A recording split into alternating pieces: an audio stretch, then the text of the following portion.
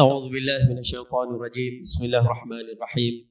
السلام عليكم ورحمة الله وبركاته. Kita mulakan pertemuan kita pada pagi ini dengan umul kitab Al-Fatihah. Bismillahirrahmanirrahim. Alhamdulillahi rabbil alamin. Ar-Rahmanir Rahim. Maliki yaumiddin. Iyyaka na'budu wa iyyaka nasta'in. Ihdinas siratal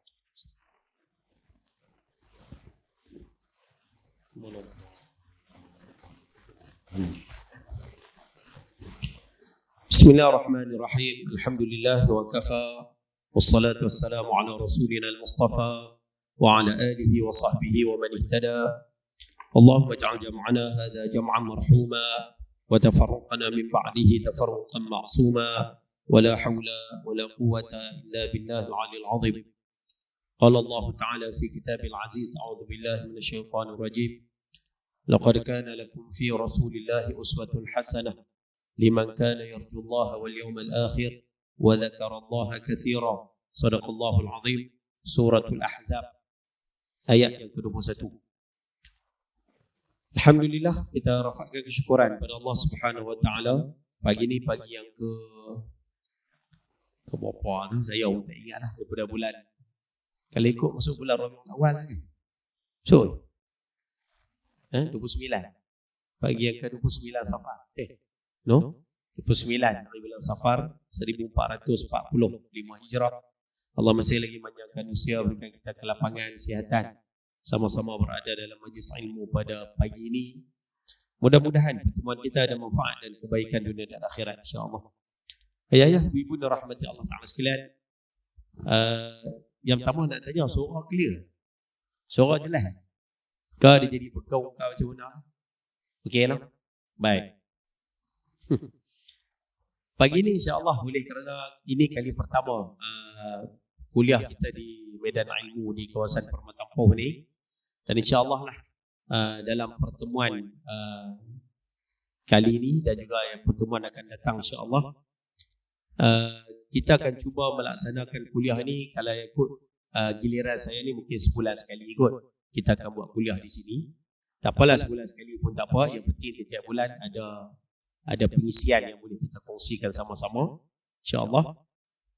Dan dalam pertemuan di sini ni, maksudnya mengaji di sini ni, saya nak kongsi dengan ayah ibu sekalian berkaitan dengan sebuah kitab yang akan kita uruskan bulan depan. Maksudnya bulan depan Mei insya-Allah ada kitab tu.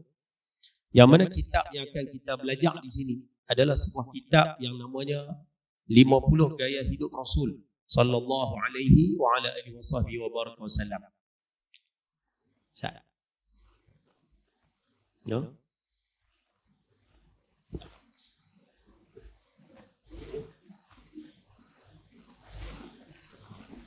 Kitab yang namanya 50 gaya hidup Rasul sallallahu alaihi wa ala alihi wasahbihi wa baraka wasallam. Yang mana kitab ni disusun oleh seorang ustaz daripada Indonesia. Nama ustaz ni Ustaz Muhammad Al-Haqni Bis-Salihin, yang mana beliau telah menyusun sebuah buku.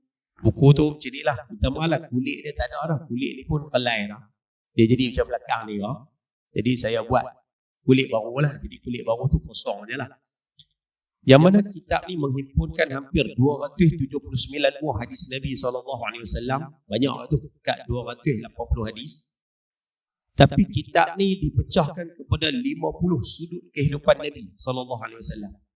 Ataupun kalau masalah orang panggil lifestyle, macam mana cara hidup yang diajarkan oleh Allah Ta'ala, yang ditunjukkan oleh Nabi SAW, yang mana kita ni orang Islam kena tiru. Kan kalau kita mengaji dalam agama kita kan, Allah Ta'ala sebut kan, inna dina indallahi al-Islam. Sesungguhnya cara hidup, cara urus hidup atas muka bumi ini, ya Allah Ta'ala terima. Ada ganjaran pahala, hari akhirat boleh dikira, nanti masuk dalam syurga. Rupanya cara urus hidup ya Allah Ta'ala terima ni satu ya. Cara hidup yang Islam ada.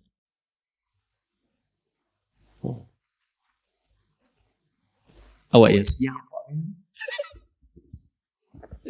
Faham apa maksudnya? Rupanya cara hidup ya Allah Ta'ala, kita ni kan manusia. Kita hidup atas muka bumi, Allah Ta'ala hantar kita atas muka bumi ni Allah Ta'ala suruh kita uruskan hidup kita atas dunia ni. Semua orang kena uruskan hidup. Ibu-ibu kena urus hidup sendiri, ayah-ayah kena urus hidup sendiri, adik-adik kita kena urus hidup sendiri. Semua orang hidup atas muka bumi ni, dia beranak, dia diuruskan hidup oleh mak bapak. Bila dia besar, dia kena urus hidup dia sendiri. Semua orang kena urus hidup. Cuma cara nak urus hidup ni, Allah Ta'ala bagi panduan dia, bagi cara dia. Nak urus hidup macam ni. Nak hidup ni macam ni. Hidup diri sendiri macam ni. Kalau ada bini, urus dia macam ni. Kalau ada anak, urus dia macam ni. Kalau kamu jadi ketua syarikat, urus dia macam ni. Kalau kamu jadi pekerja, urus dia macam ni. Kamu jadi jiran, urus dia macam ni. Kamu jadi ketua, kalau bahasa bagi pemimpin lah, urus dia macam ni. Kamu jadi rakyat, urus dia macam ni. Kamu ada binatang, urus dia macam ni. Kamu ada tumbuhan, urus dia macam ni. Tahu tak, kata kita duduk saja-saja, kita bukan boleh fikir pokok ikut suka tau.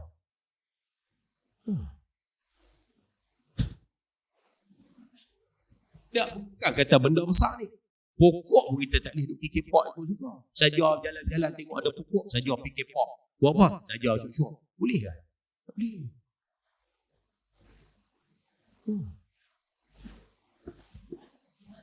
Dia ada cara dia Ustaz tu. Semua ada cara. Bukan setakat uruskan tu bagi benda hidup lah. Urus manusia, urus binatang, urus tumbuhan. Itu benda hidup. Benda tak hidup pun ada cara. Macam contoh orang nak sebut, Ustaz, kita ni pergi satu tempat Ustaz, tu boleh iyak orang. Macam mana kita nak urus boleh iyak orang? Boleh buat ikut suka kita kan? Masuk dalam kepak kepala paip, cabut paip getah, ada sabun di situ, lempak masuk bola lubang jamban. Boleh tak? Tak ada. Dia ada cara dia. Cara tu cara mengurus. Rupanya Allah Ta'ala hantar kita atas muka bumi ni, dia atur siap-siap dah. Cara nak urus hidup tu macam mana? Sebab itu kita ni manusia kena urus hidup ikut Tuhan. Kena urus hidup kita ni ikut cara Tuhan, bukan ikut suka kita. Faham ayat saya tu? Saya nak terjemah cara kampung ni. Rupanya dia ada cara dia Ustaz tu. Ada. Sebab itu saya saja pilih kitab ni, pasal kitab ni walaupun dia ringkas, dia taklah meleret-meleret banyak-banyak tak. Tapi dia susun pada kita 50 cara urus hidup yang diajak oleh Nabi kita Muhammad sallallahu alaihi wasallam, yang mudah-mudahan nanti kita akan mengaji pelan-pelan kitab ni. Saya rasa bagus kitab ni sebab saya mengaji kitab ni, dia ada dekat 280 hadis ni. Boleh kata setiap satu hadis semua kena betul hidup. Dua berasa macam betul dah, dua berasa macam kemas dah.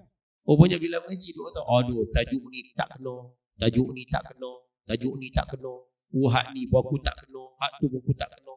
Duk berasa macam kena. Rupanya banyak tak kena. Tak apalah. Kita mengaji pelan-pelan nanti. Sekali saya akan sebut lagi. Saya tak baca lagi kitab ni hari ni. Cuma saya nak bagi gambaran umum saja. Ahlan wa sahlan. Bagi kursi dekat maklum kita. Okey. Ya. Cuma hari ni kita akan cerita secara umum saja kitab ni. Kita nak bagi gambaran. Kata kitab ni cerita tentang apa. Kalau saya buat satu contoh boleh. Satu contoh senang dulu. Sebab sebagai permulaan. Ayah-ayah, ibu-ibu pernah dengar tak? Kita ambil satu bab paling simple sekali. Bab makan. Pasal semua orang makan. Yang main mengaji hari ni semua makan. Pernah dengar tak? Nabi SAW berpesan, kata Sayyidina Abu Hurairah. Hadis itu dalam kitab ni tak? Abu Hurairah kata apa? Ma'aba Rasulullah SAW. Allahu SWT. Dia tertelah lupa. Tak, saya tengok. Baik. Kata Rasulullah sallallahu alaihi wasallam, kata Sayyidina Abu Hurairah, ma'aba Rasulullah sallallahu alaihi wasallam ta'aman qattu. Kana idza ishtaha shay'an akalahu wa in karihahu tarakahu atau kama qala, hadis sahih rawahu Muslim. Simple lah. Ni saya nak buat satu contoh kata cara nak manage hidup ni.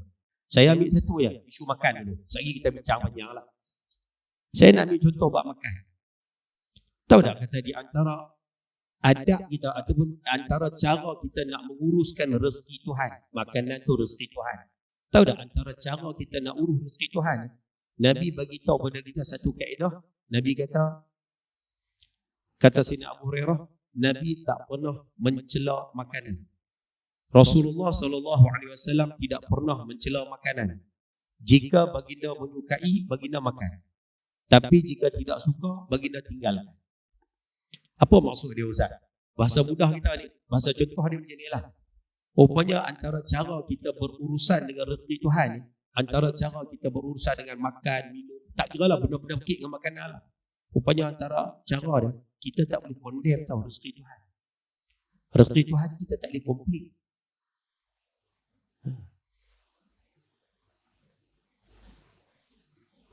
Awak yang senyap apa ni? Tak boleh Ustaz? Tak boleh. Adab kita dengan rezeki Tuhan, kita tak boleh komplain tau rezeki Tuhan. Ustaz, saya sedap makanan tu. Makan. Ustaz, saya berkenan lauk tu. Makan. Ustaz, saya suka dia punya rasa dia tu, kena dengan selera Ustaz. Makan. Kalau nak puji, pujilah. Oh, sedap tu ialah cokor doa hari ni. Oh, sedap tu ialah ayam baju hari ni. Oh, sedap tu ialah lauk puri tu hari ni. Kalau sedap, puji. Tak ada masalah. Tapi kalau kita tak sedap, tak kena dengan selera, rupanya kita jangan duk komplain tau. Komplain ni. Apa cokor tu pun tawak tak boleh tu. Rupanya tu kita tak ada adab dengan rezeki Tuhan tau. Kita tak reti hormat rezeki Tuhan. Tak boleh tu. Memang tak boleh tu. Kita pergi makan kenduri. Habis-habis makan kenduri tu naik motor dengan suami, naik kereta dengan suami kan. Ataupun naik kereta dengan bini. Sambil-sambil naik. Apa kenduri daging lihat. Tak boleh. Memang tak boleh.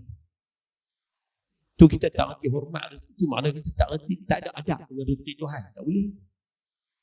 Dah Ustaz, daging dia lihat betul. Lihat betul. Tak boleh makan tinggal. Tinggal itu tak apa. Tak boleh makan tu tinggal. Tapi komplain tu tak boleh.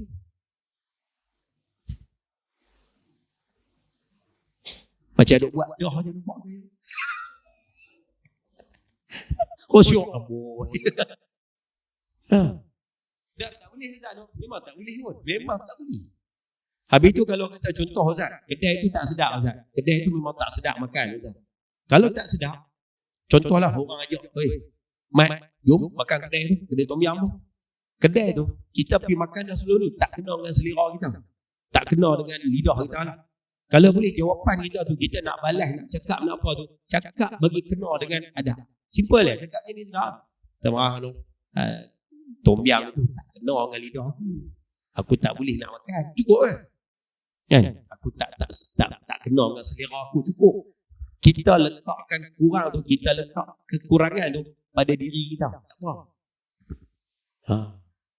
Kita kata, termalah aku tak boleh nak makan kedai tu. Tak kena dengan selera aku lah kedai tu. Tak apa. Jangan letakkan cacat tu pada tom yum. Pergi makan kedai tu, tom yum tu tawak cerai amat. Apa makan tom yum kedai. Jangan salahkan tom yum. Apa je? Tak boleh. Pasal ada kaedah, ma min saqitah illa walaha laqitah. Apa benda yang orang tak mau, ada apa saja benda yang orang buang, pasti ada orang kutip. Maksud dia, kalau kamu kata kamu tak berkenan, tak sedap, tapi orang lain akan kata sedap. Pasal lidah kita tak sama.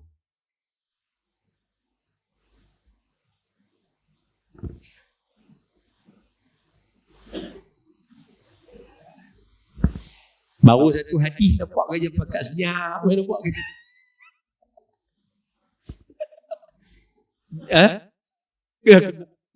Tu yang saya kata, kitab ni sedap. Tu baru bab makan. Tu tak cara lagi bab belah anak, bab dengan jiran, bab kita dengan orang.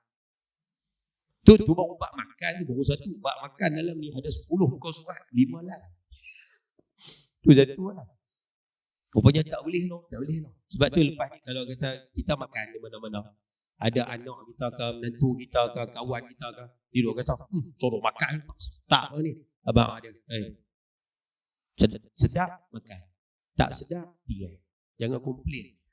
Abang tu Pasal kalau kita tak abang, dia pun mungkin tak tahu. Sedangkan tu rezeki Tuhan. Tuhan bagi rezeki, kita buat lebih kurang, takut-takut lepas ni rezeki tu Tuhan tarik. Kita nak buat apa? Rezeki tu dia punya.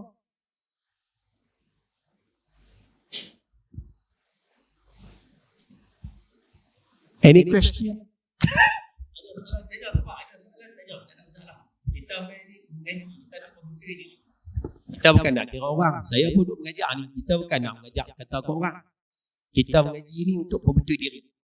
Sebab tu bila kita menuntut ilmu, kita kena tak diri kita di situ. Tak diri kita. Ustaz tu kata kena buat ni, kena buat ni, kena buat ni. Kita kena letak diri kita. Aku kena buat, aku kena buat, aku kena buat. Tok guru tu kata apa? Yang ni tak boleh buat, yang ni tak boleh buat, yang ni tak boleh buat. Kena letak diri kita di situ. Oh, aku tak boleh buat yang ni, aku tak boleh buat yang ni, aku tak boleh buat yang ni. Dia mengaji tak boleh tengok orang. Dia tak boleh tengok bila tok guru tu kata ni, dia kata betul lelaki tu gitu. Tak boleh.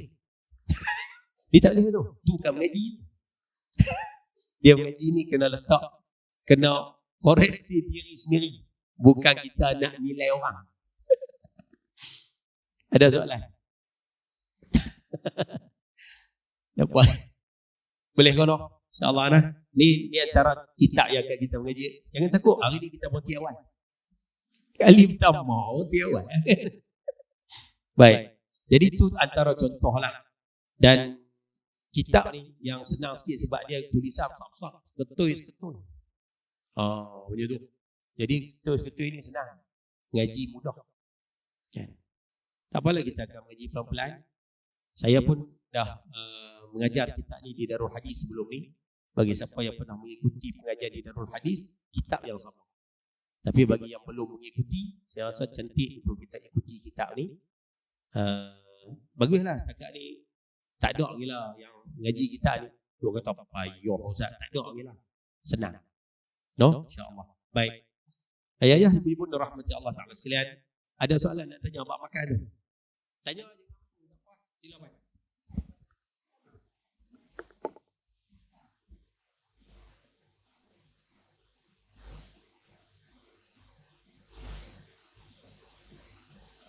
Sebab tu yang saya kata tanya soalan. Ustaz, kami makan, kami ambil makanan tu. Tiba-tiba bila kami makan, makan tak sedap. Ataupun mungkin masin sangat ke, manis sangat ke, pedas sangat ke. Tak boleh makan, Ustaz. Kalau tak boleh makan, kami tinggal. Itu dikira membazir tak? Tak dikira membazir. Sebab apa tak dikira membazir, Ustaz? Sebab kita tak boleh makan. Dia ada satu kaedah tau. Tak pakai mic boleh orang. Dia ada satu kaedah tau. Kaedah ni saya rasa semua boleh ambil. Yang main mengaji hari ni semua pegang kaedah ni dulu. Hari ni dapat yang ni pun cukup lah. Ada satu kaedah yang berbunyi kul ma yu'jibuk walbis ma yu'jibun nas. Simple lah tajuk ni. Kul, makanlah apa yang kamu suka. Maknanya dalam bahasa mudah dia Ustaz, dalam isu bab makan minum ni, yang ni kena ikut kita. Makan minum ni ikut diri kita. Kita boleh makan, makan. Kita tak boleh makan, tak payah makan. Kita perlu makan, makan.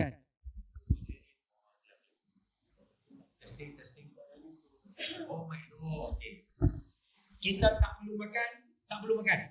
Sebab tu ayah-ayah yang ada di sini, kalau kita balik rumah, kita dah makan di surau, kita dah makan di masjid, balik rumah, bini kata, abang, makan siap dah di depok tu.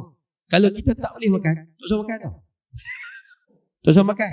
Jangan duk gagah makan juga. Bila gagah makan juga, mudarat kena pada kesihatan. Kesihatan kita mudarat. Lepas tu kalau ada setengah orang dia kata, Ustaz, lepas tu kalau suami balik, suami kata apa? Abang tak lalu, dah makan apa di luar. Dia dah makan, kita pergi simpan. Tak payah dia kata, apa ni, orang dah masak, penat tak makan pula. Makan. Ya. Sebab apa makan kena ikut kita? Jawapan dia sebab mudarat kena kat kita lah. Bahasa kampung kita ni sakit lah. Kita bergagah juga ikut orang. Kalau sakit, kita kena tengok. Kita tak boleh makan udang. Orang dulu tu makan. Tak apa, makan lah. Sakit balik telan lah ubat. Kita nak ikut dia ke ikut kita? Jawapannya ikut kita. Ikut kita. Tak boleh Ustaz. Sakit makan udang sekor pun sakit Ustaz. Ikut kita. Jangan ikut cakap dia. You ikut cakap dia makan. Tak apalah, balik telan lah ubat. Dia tak apalah habis makan udang habis tu dia basuh pinggan Ustaz. Kita balik-balik malam tu mengerang tak boleh lah. Faham maksud dia tu? Rupanya dalam bab makan minum kena ikut kita. Jangan ikut orang.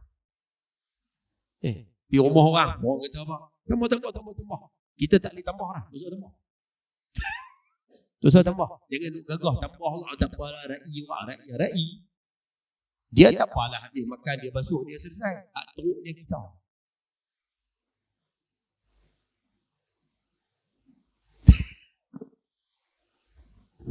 Awak nampak macam tak setuju pun nampak kan?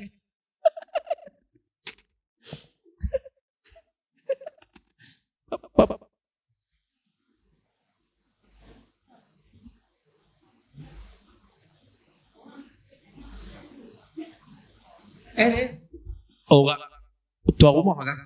Tuan rumah hidang je. Kita tetamu ni pilihlah nak makan apa. Yang mana kita boleh makan, makan. Yang mana kita semua, Ustaz, saya semua tak boleh makan, tak usah makan. Tak apa. Tu tanggungjawab dia, wajib melayan tetamu. Atas kita nak makan apa. Kalau kita duk gagah, Ustaz, makan semua, Ustaz, habis tu balik makan. Tetamu tuan rumah tadi nak main tolong kan? Tak ada. Nampak? Cara tu. Tu kata cara tu perlu kena. Baik, balik pada tajuk. Mai masuk dalam apa? Masuk dalam. Masuk dalam. Baik, balik pada tajuk. Tadi saya sebut saya abang ni kan. Makan ikut kita. Okey, selesai. Itulah. Tapi dalam bab berpakaian ni, dalam bab isu berpakaian, walbis ma yu'jibun nas. Tapi dalam bab berpakaian, kita kena pakai apa yang orang lain berkenan. Maksud dia apa, Ustaz? Dalam bab pakaian ni dalam bab pakai baju kapal, seluar kapal semua ni, rupanya yang ni kena ambil kira orang. Kena ambil peduli pandangan orang. Contohlah, ayah nak keluar pergi sembahyang. Bini kata, abang, oi, nak pergi sembahyang. Pergi mana abang, oi? Pergi sembahyang. Tu apa kepiah dan terung tu, pergi tukar malu kat orang. Contoh, rupanya kita kena ambil kisah tu pandangan orang. Masuk dalam tukar kepiah.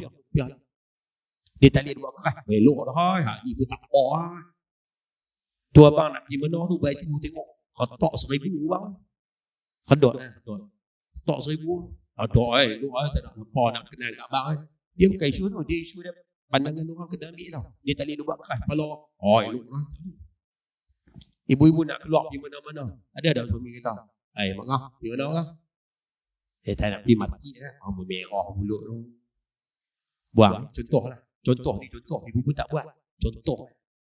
Rupanya kena ambil peduli tau pandangan tu. Dia tak boleh kata, tak ada apa sikit aja tak apa.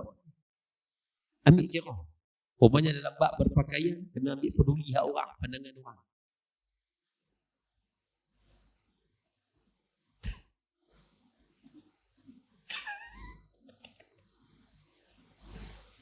Dia masa ni kesal. Nampak kata hidup kita sama ni, kita bukan ikut peraturan tu. Kita keluar. Tapi kita rasa kita betul. Betul? Saya tak kata kat siapa ni. Saya pun dulu macam tu juga. Kita keluar ikut kita, tapi kita rasa kita betul.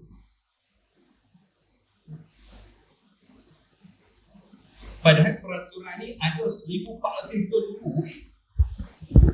Peraturan ni ada 1,000 tahun dulu. Kita ni baru keluar 70 tahun, 60 tahun, dan saya 40 tahun, 20 tahun, 30 tahun. Kita baru peraturan ni lama dah. Alhamdulillah.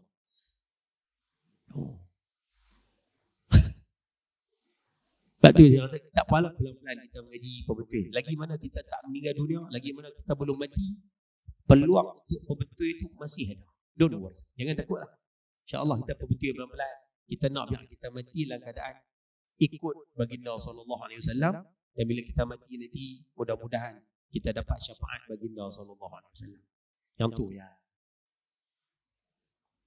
Boleh no?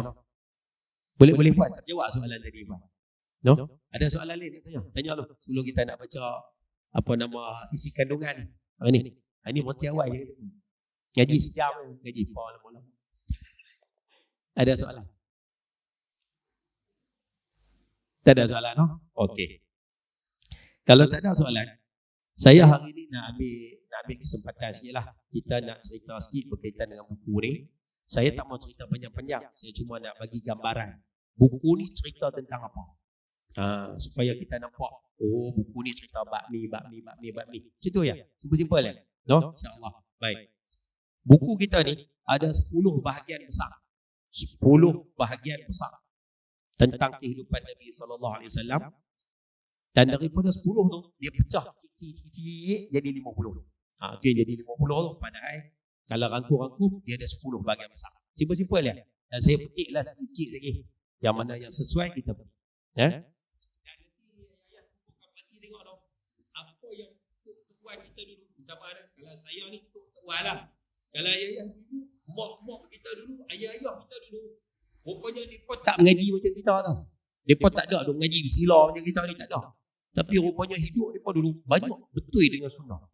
Sebab itu hasil mereka, anak-anak mereka, anak-anak mak ayah kita dulu, ayah ibu-ibu lah. Sebab itu hidup berkat.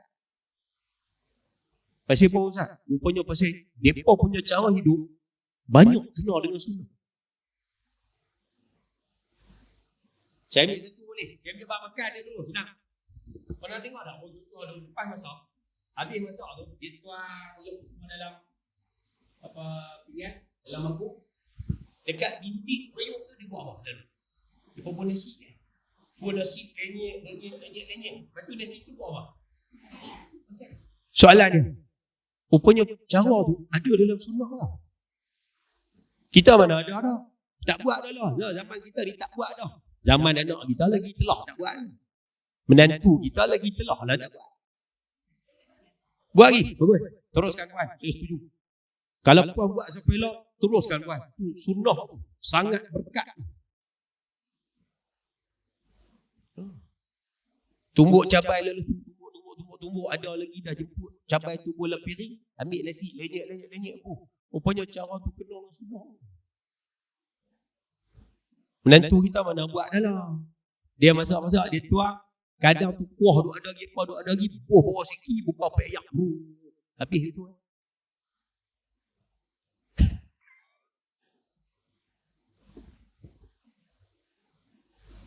Sini ada papan putih. Tak ada no? Papan putih tak ada? Oh ada belakang. Ada pen? Ada pen? Ada?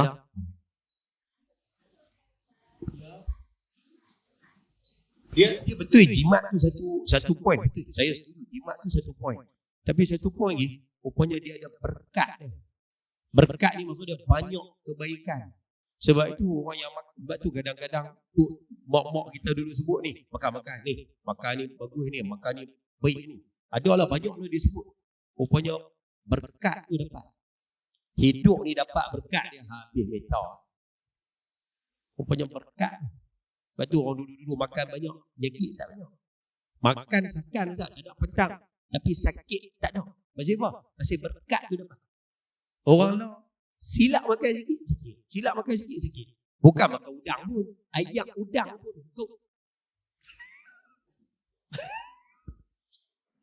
Faham maksud saya tu? Okay lah, alright, selesai. Saja ya buat contoh tu. Nampak kata orang tua kita dulu banyak benda yang diperbuat kena. Baik. Saya sebut ringkas lah. Saya ambil papan ni ke apa? Saya nak cerita satu bab yang kot lagi. Saya rasa bab ni kita ambil sebagai pendahuluan lah.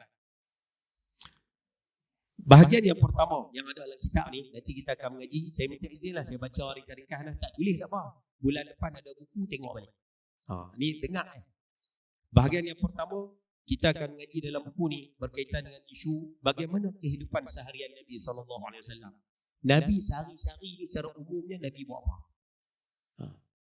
Nabi SAW dengan kita, baginda tu lebih sibuk. Baginda ketua negara, baginda ketua perang, baginda ketua hukum, baginda ketua hakim. Semua ketua belakang. Habis tu Nabi sehari-hari buat apa? Nabi bangun tidur.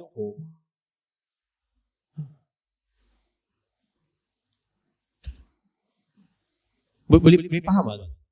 Ya? Yang ni akan kita tengok dalam bahagian yang pertama. Dia ada lah sikit dalam tu melakukan aktiviti yang baik. Pokoknya Nabi sehari-hari ni buat perkara-perkara baik ya. Apa perkara baik tu? Nanti kita baca dalam kitab. Kemudian tajuk kecil yang kedua, kita akan mengaji sikit. Nabi SAW ni ajak kita hidup seimbang dan mempermudahkan urusan.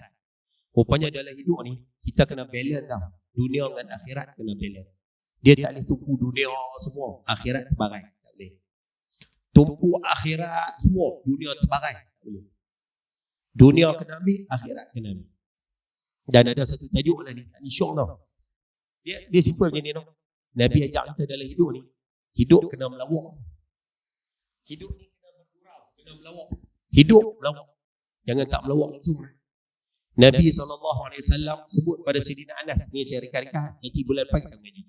Nabi sebut kat Anas bin Malik, ya zal uzunain, wahai pemilik dua telinga. Nabi kata kat Sayyidina Anas, wahai pemilik dua telinga. Kita terjemah logat pendek kita ni. Oi, ada dua telinga. Nabi jumpa Sayyidina Anas. Sayyidina Anas tu ada nama sendiri. Ada nama. Tapi Nabi jumpa dia kata, oi, ada dua telinga.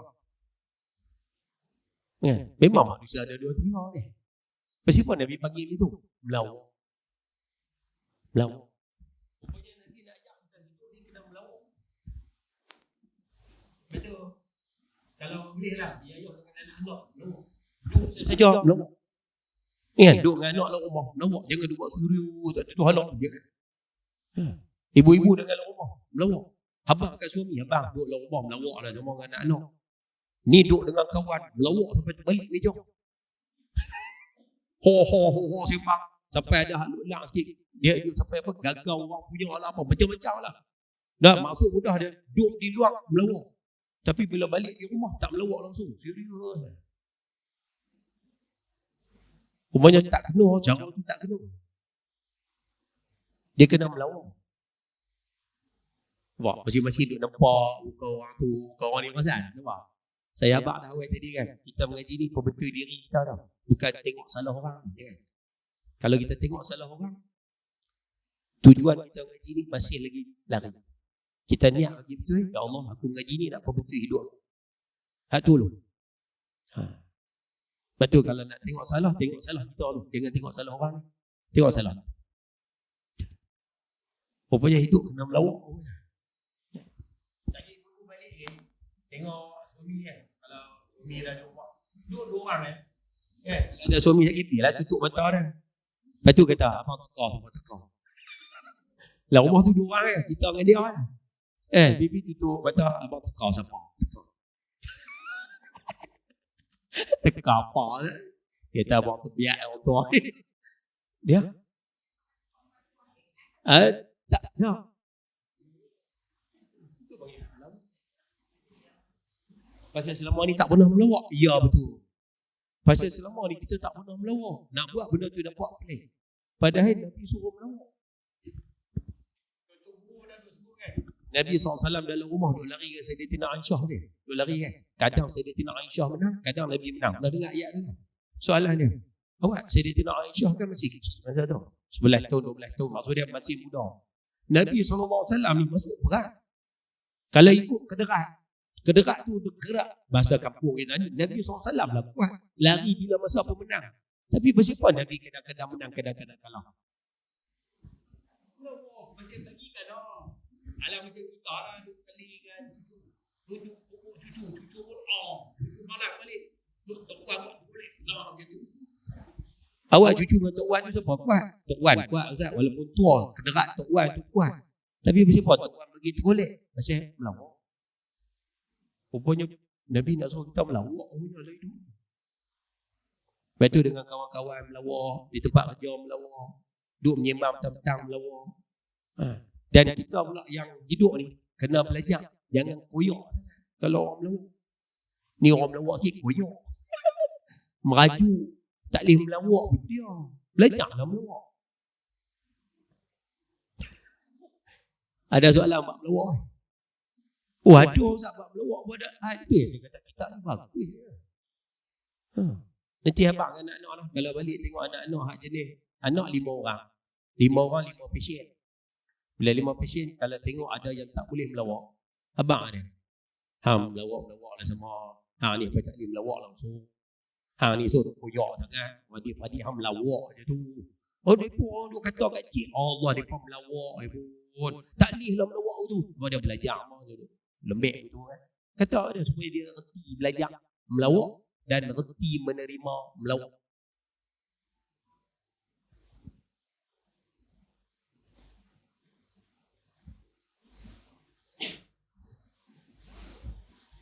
Any question?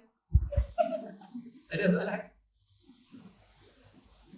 Hari ni tak macam kita dia jadi ni lah sikit, umur tu lah sikit kan. Boleh nak? Ni bahagian pertama kita akan ngaji dia ni. Baik. Bahagian yang kedua, habis bab selesai bab hidup seharian secara umum, kita akan mengaji bab kedua. Bab bahagian ni lah paling panjang sekali. Bahagian memelihara ibadah khusus dan sunat. Bab ni paling panjang sekali. Dia nak mengaji bab ibadat. Bab ibadat ni sunnah Nabi dalam beribadat. Yang ni panjang lah. Kita mengaji bab wudu, bab semayang fardu 5 waktu, mengaji bab semayang jemaah, semayang di masjid, semayang di rumah. Rupanya semayang ni kat rumah kena semayang lah tau. Tapi orang lelaki semayang jemaah ni di masjid tau, bukan di rumah. Semayang jemaah ni di masjid. Lepas tu dia kata semayang dengan bini Ustaz. Semayang dengan bini, mengayak anak-anak. Rupanya nak pergi rumah tangga elok ni satu ya. Nanti kita mengaji bab ni. Nak bagi masyarakat elok, semayang jemaah. Maksudnya semayang berjemaah di masjid ni perlu dijaga. Kena jagalah. Sekali sekala rongok tu biasalah manusia. Tapi jangan jadi habit semayang di rumah. Okey. Nak bagi masyarakat elok, semayang jemaah. Nak pergi rumah tangga rapat ni macam mana Ustaz? Rupanya satu ya. Makan sekali. Tu ya. Makan sekali. Lepas tu nanti kita akan mengaji bab makan ni. Dia tak boleh tak buat budaya. Masuk, tak atas meja. Oi, siapa nak makan ni? Oi. Siapa nak makan? Makan. Siapa makan sudah. Lagi anak ni main cedok-cedok, makan dulu. Saya lagi anak ni pula main cedok. Ada 3 orang ni. Saya ni cedok nak makan sini. Siapa bawa panggil macam tu? Kalau ibu-ibu bawa panggil tu, ibu-ibu duk pelingkuk rumah tangga. Nanti anak-anak jadi penting diri sendiri. Tak boleh buat tu. Jangan buat budaya tu. Start hari ni stop. Ni kasar dia. Start hari ni memang kena stop. Dia tak boleh dia kata, tak apa, jangan. Nanti anak-anak penting diri lah. Salah satu penyakit dia akan main selfish. Dia nanti kita ada dia fikir diri sendiri, tambah kita tak ada. Tu yang main sakar, main apa dia kira dia. Pasal dia dah kena penyakit tu kuat sangat. Penyakit fikir diri dia. Tu jangan. Lepas tu lepas ni, start hari ni, memang malu sikit nak ubah tu. Tapi kalau kita tak ubah hari ni, bila nak ubah? Masuk sekali duduk. Kalau ibu kita ni, Ustaz nak buat kerja Ustaz. Main makan lu. Ustaz lagi habis mau tak masak dah. Dia makan di kedai lah Ustaz. Tak apalah, try. Pasal kena memang kena ubah.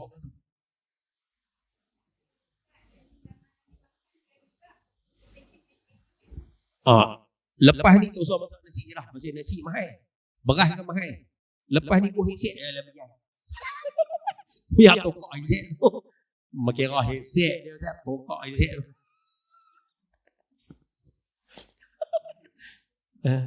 Tak apalah ni. Kalau boleh abang kata lah sikit. Nak makan lah. Kata sikit headset simpan lah dulu. Makan lah dulu. Nak habis makan tengok lah headset tu. Buat macam mana ujian lah. Tapi kena ubah. Kena ubah. Kalau rasa Ustaz, saya tak boleh ubah dah Ustaz. Anak-anak dah lepas. Ubah dekat cucu. Suruh anak menantu kita betul untuk cucu kita. Pasal kena pakai. Takkan kita nak biar cucu kita pun kena petekik macam anak-anak kita. Biar tak apalah kita tersilap hak lepas-lepas. Hak ke depan kita betul.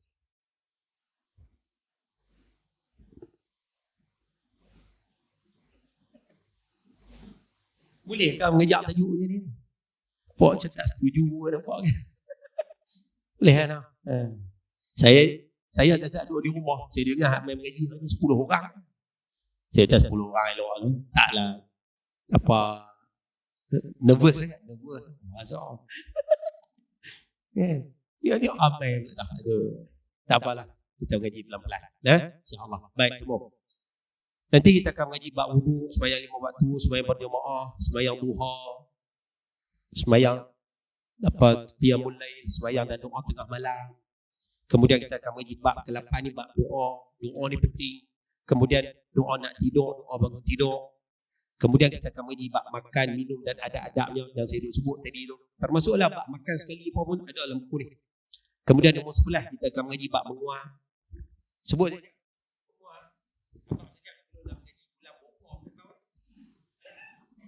Menguat adab dia. Menguat tutup mulut. Betul? Menguat macam mana pun tutup mulut. Kalau mulut kita sendiri kita tutup. Kalau mulut orang yang ada dekat kita kalau boleh tutup. Tak bukan mulut orang tua maksud saya tu. Maksud saya ni mulut cucu. Mulut anak. Mereka menguat. Mereka tak mampu nak tutup. Tak boleh nak tutup. Kita tolong tutup. Jangan biar nganga terbuka tu. Jangan. Tutup. Macam mana cara nak tutup? Ingat lah. Ni habaq sosial ni. Tangan kiri bahagian belakang. Tutup mulut bahagian kiri.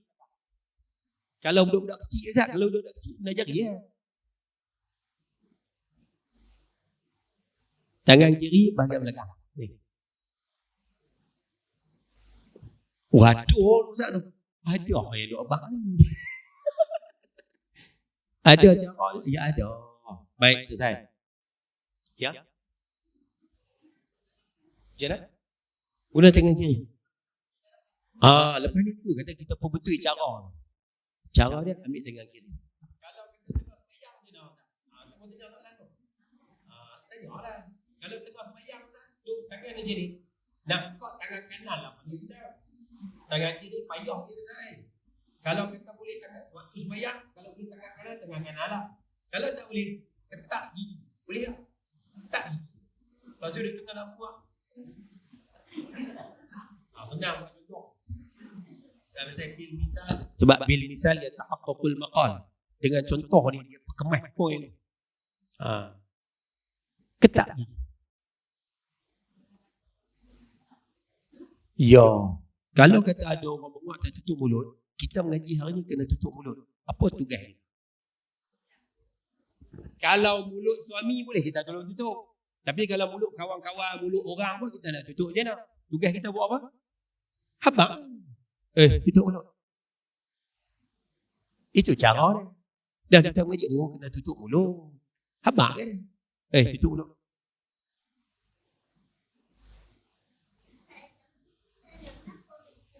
Habaq ada syaitan masuk. Nanti kita mengaji. Syaitan akan masuk melalui Nabi sebut fa inna syaitana yadkhul. Kerana syaitan, Nabi kata idza tasa'aba ahadukum, siapa-siapa di sini menguap, Nabi kata tutup mulut. Kalau tak tutup mulut, fa inna syaitana yadkhul. Syaitan akan masuk ke dalam mulut, dia akan duduk bersarang di hati.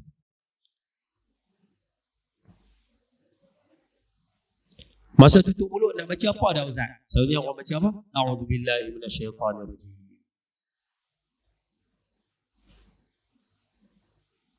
Boleh? Tu baru bab muak. Tu bab diri sendiri tu. Baik, tak apalah, nanti kita baca. Kemudian kita akan pergi bab taubat, baca Quran, puasa, sedekah, haji, apa semua selesailah bab ibadat. Okey, selesai. Habis dalam bab yang kedua, bab ibadat ni, kita akan masuk bahagian ketiga, cerita tentang macam mana sunnah Nabi dalam bab menjaga kebersihan dan penampilan diri. Habislah bab ibadat, habislah. Kita nak tengok Nabi menjaga kebersihan macam mana. Yang ni kita akan mengaji sikit bab adab bersuci, bab masuk bilik ayah. Nanti kita akan mengaji lah. Rumah kita ni bilik ayah ke jamban? Kalau dua-dua tak baca bismillah lah tu lah. Yang kita dah baca bismillah dah. Kita nak tengok. Baca al-hajji tak apalah. Tapi kalau rumah kita ada mangkuk tandas, tu kira jamban. Bahasa kampung kita jamban lah. Jamban mana boleh baca bismillah? Mana boleh sebut nama Allah dalam tu? Tak boleh. Makruh. Ya. Sebab tu pasal aku orang tua dulu, mereka buat rumah, leyak dan jamban, dia buat asyik-asyik kan. Apa kata orang tua dulu cakap ni? Mereka buat asyik-asyik, jamban keluar. Lah tak boleh dah kan. Tapi orang duduk jamban di luar tu. Dalam bilik mandi. Jadi dalam bilik mandi ni nak sebut nama Allah boleh, bismillah boleh, selawat boleh, apa boleh. Pasal dia ada apa dah pula. Kan? Itu boleh. Zaman canggih sikit ada shower. Betul ya. Tapi jamban tu.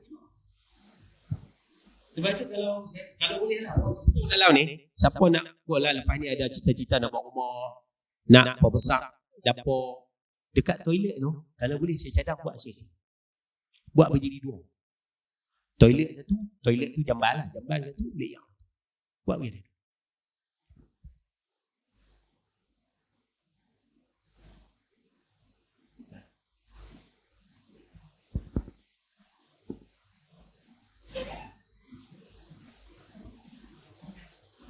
Ya, yang mana ada dah tak payahlah. Hak ada dah nanti kita mengaji macam mana cara nak handle masalah. Tapi kalau aku ada lepas ni nak buat rumah, tu anak kita nak buat rumah, mak cik nak buat rumah mak nak buat plan je nak sini. Mak nak minta satu Yang pertama hang buat rumah bagi betul dengan arah kiblat. senang nak sembahyang. Ni sembahyang tunggu RM1 lepas cerita buat rumah tu. Macam tu. Yang kedua mak minta hang buat paling kurang 3 bilik. Kena buat 3 bilik. Dia kata buat sebilik ke mak, saya dengan bini je. Dah lah, hang kena fikir mak nanti ada anak. Hang kena fikir mak dia beradik hang nak main tumpang tidur kat pakar. Kok mak nak pergi tidur kan, takkan nak ketui dengan apa lagi bini. Paling kurang 3 bilik. Yang 3 mak minta hang buat jamban dengan bilik yang buat asyik-asyik. Apa? Nampak pesanan tu simple, tapi pesanan tu banyak manfaat. Alright, jadi kita mengaji. Kemudian kita akan mengaji sikit bab mandi wajib. Bab 19, memelihara penampilan. Yang ni orang lelaki kena tahu, saya pun kena. Antara contoh paling simple lah. Nabi kata ni, man kana lahu sya'run, siapa ada rambut, falyukrimhu. Kamu kena hormat, jaga elok rambut. Salah satu pada jaga rambut, minyak. Minyak kena buh. Lepas tu ibu-ibu kalau ada cucu, ayah kalau ada cucu pergi sekolah, buh minyak. Nyamuk buh. Sikat riba. Sikat jarang-jarang tu lah. Yang penting nyamuk buh. Buh nyamuk. Jangan dia biar cerin tu. Cerin tu. Dah cerin tu. Dia buat macam hero Korea lah. Tutup mata sebelah. Lemah tengok. Cemuih tengok pun macam tu. Dah punya ada cara punya tu. Ada cara. Ada soalan? Tak apalah, kita pergi pelan-pelan insya-Allah. Baik. Habis tentang tajuk tu. Tajuk lepas-lepas ni syok. Habis lah. Bab ibadat selesai. Bab kebersihan diri, bab isu diri sendiri selesai. Habis itu. Kitab kita ni akan mula bincang bab yang lebih besar sikit. Yang ni tu yang saya kenal dengan kitab ni. Kita akan mengaji bahagian keempat, cerita berkaitan dengan tanggungjawab terhadap diri dan keluarga. Yang ni kita nak cerita pula macam mana Nabi manage rumah tangga. Yang ni memang kena seketul-seketul ya. Hak ni saya minta izin. Last kali saya nak ulas sikit pakai papan. Saya ulas sikit ya. Kita akan mengaji bab cari rezeki, cerita tentang bab jaga benda haram, cerita tentang menghormati keluarga. Hormat keluarga ni nanti kita mengaji lah. Dengan mak nak hormat macam mana, dengan mak betua macam mana. Kita kan bertembung kan, mak dengan mak betua kadang-kadang. Ibu-ibu ada menantu. Ibu-ibu boleh tak pergi rumah anak lelaki. Orang kita lah pergi rumah anak lelaki-lelaki, dia buat ikut suka tu. Dia minta maaf tu. Dia tak buat ikut suka dalam rumah anak lelaki-lelaki kan. Dia tak berani. Macam apa? Takut tak menantu. Betul kan? Ni. Orang mak bapak lah dia pergi rumah menantu perempuan, di rumah menantu perempuan, dia tak berani buat lebih kurang. Dia takut menantu perempuan. Okey. Tapi kalau dia pergi rumah anak perempuan dia sendiri, dia buat ikut suka lah. Rumah ni tolak ni, buka tu almari ni, kutip sepeda-sepeda menantu, apa nama lelaki dia, basuh kan. Tahu tak kita tak boleh. Pasal kau tak boleh tak? Pasal anak perempuan kita, dia duduk bawah suami dia. Mana kita boleh buat lebih kurang macam tu?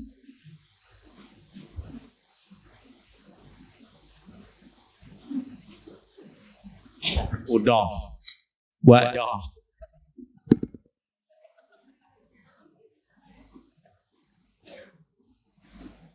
Tak apalah, tu yang saya kata, kita hidup ni ada peraturan.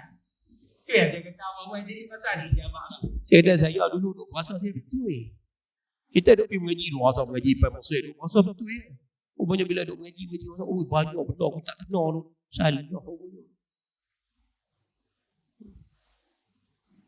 Rumah anak lelaki-lelaki kita, anak lelaki-lelaki menantu perempuan kita duduk bawah anak lelaki-lelaki kita. Nampak? Tapi rumah ni kita tak berani bawa. Tak malah okey lah tu. Tapi rumah anak perempuan kita buat ikut suka orang lain. Tak boleh. Tak boleh. Kenapa? Tak izin. Ada peraturan. Ada.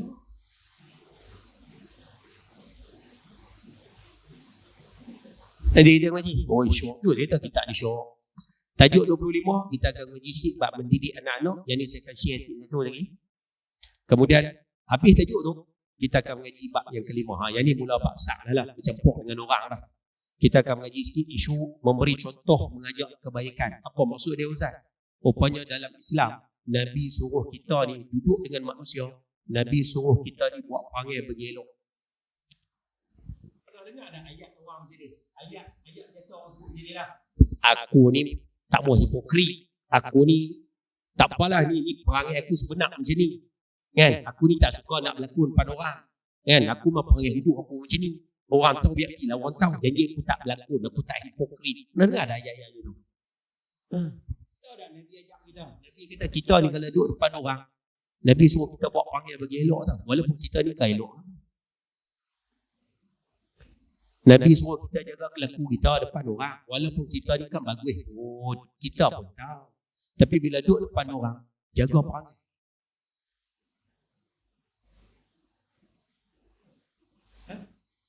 Dah. Rupanya duduk depan orang, Nabi suruh jaga kelaku dulu. Sebab apa? Sebab kelaku kita yang kita buat, kalau kelaku tu kelaku bagus, orang tiru.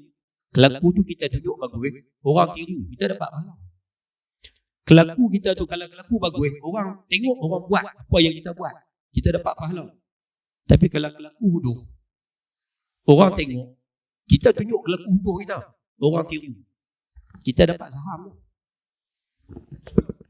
Contoh paling simple, ayah sakok, minta maaf lah, nak main magic tak buat. Ayah sakok, kita tak pernah ajak buat anak kita sakok, tak pernah ajak.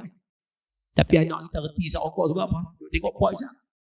Pak Isyak buat, dan contoh simple lah. Pak tu sakok buat, anak reti sakok, dia pak Isyak.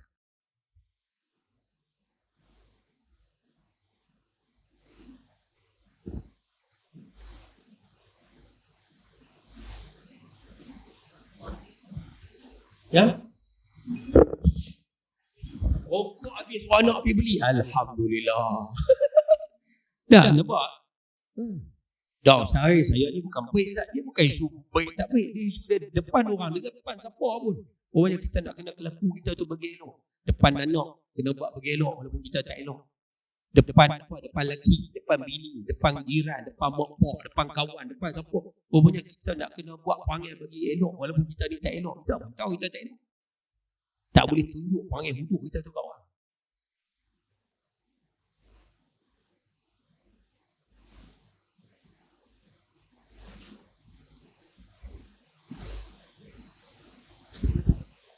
Aku dah mati aku nampak tak mau ceria tajuk dia. Tak apalah tu kita syok kita ni bagus. No? Selesai bab tu. Kemudian kita akan masuk bahagian yang ke-6. Habis cerita bab duduk dengan orang kena kelaku bagi elok. Bab 6 ni Nabi ajak kita pula. Hidup dalam hidup ni kena jaga hati, kena jaga lidah. Hati mau jaga, lidah mau jaga. Bab ni panjang sikit lah. Bab jaga daripada iri hati. Bab jangan marah. Bab jangan mengumpat. Jangan cakap bohong. Saja share lah. Satu peringatan untuk semua orang. Antara perkara yang menyebabkan rezeki kita ni dikerat. Antara benda yang buat rezeki kita ni Tuhan kerat adalah dosa. Dosa ni dia akan buat rezeki ni dikerat. Sebab tu kalau tak semayang dosa dah? Dosa. Rezeki pasti kena kerat. Derhaka mak bapak dosa dah? Dosa. Pasti rezeki kena kerat. Rupanya antara sebab rezeki ni dikerat, siapa dia tu senang ya, no? Minta kerja senang, nikah senang, dapat anak senang, tengok duit dia pun tak serabut, tengok elok boleh. Pasal apa Ustaz? Pasal rezeki dia Tuhan permudah. Awak kawan ni Ustaz, rezeki dia dapat tapi lepas dia susah, lepas dia payah, dia perik, dia teruk. Rupanya rezeki dia Tuhan kerat. Dia dapat tak tapi lepas dia susah. Pasal apa? Susah sangat. Dosa. Dosa apa paling cepat kau rezeki tak? Dosa paling cepat kau rezeki adalah dosa menipu. Dosa bohong. Buka mulut bohong. Dah betul? Rupanya buka mulut bohong ni, rupanya kalau cakap bohong, rupanya rezeki paling cepat kena kau. Dah. Kita je nampak dia kaya. Tapi hakikatnya dia tak kaya. Kalau dia kaya, dia scam orang, dia tak buat kerja tu dah kaya. Tapi dah dia scam orang lain lah, kena orang lain lah. Pasal dia tak cukup. Tuhan bagi tak cukup. Kadang dapat, tengok-tengok hilang. Dapat, habis. Dapat, tak tahu buat apa. Tak kaya. Rupanya rezeki yang paling cepat kena keluar adalah rezeki menipu. Sebab tu dalam hidup kita ni, dengan siapa pun kalau dia jangan tipu ya. Ejah lah. Cuba ejah, jangan tipu. Kalau kita kena tipu, redha. Itu ujian Tuhan untuk kita. Cuma kita jangan menipu. Tadi minta maaf, kadang orang kata kita politik lah, saya kena sebut politik. Tapi bila kerajaan ni, bila dia suka cakap tak betul, tak ada masalah macam-macam. Dia belajar tak boleh bohong. Jangan bohong ya. Ada orang kata ada, tak ada orang kata tak ada. Nah, jangan tipu. Anak kita nak pergi temu duga kerja, dia pergi minta kerja. Pesan kat dia. Nak pergi kerja, cakap gitu. Pesan macam tu, cakap begitu. Kita ada, kita pesan apa? Pergi kerja lagi dengan doktor, ingat apa lah. Lagi kalau betul kita dapat, maknanya suruh dia kona lah. Kona tu tipu lah tu. Rupanya bila tipu, rezeki kena kuat. Rupanya dia rezeki ni dia pantang untuk nenek dengan penipu. Dia cukup tak mau dengan penipu. Sebab tu jangan tipu. Ada soalan? Kalau guna kabel, kalau dia layak lain. Dia guna kabel Ustaz, tapi kelayakan dia ada. Kelayakan dia ada tak apa. Yang jadi masalahnya guna kabel, kelayakan tak ada. Siapa nak apply, siapa nak minta kerja tu kena ada ijazah. Tapi dia SPM tu ni buat tu kabel tak boleh. Tak apalah, nanti kita ngaji pelan-pelan. Syok kita ni. Baik. Bahagian yang ketujuh. Yang ni kita mengaji bab masyarakat, kita akan mengaji bab silaturahim.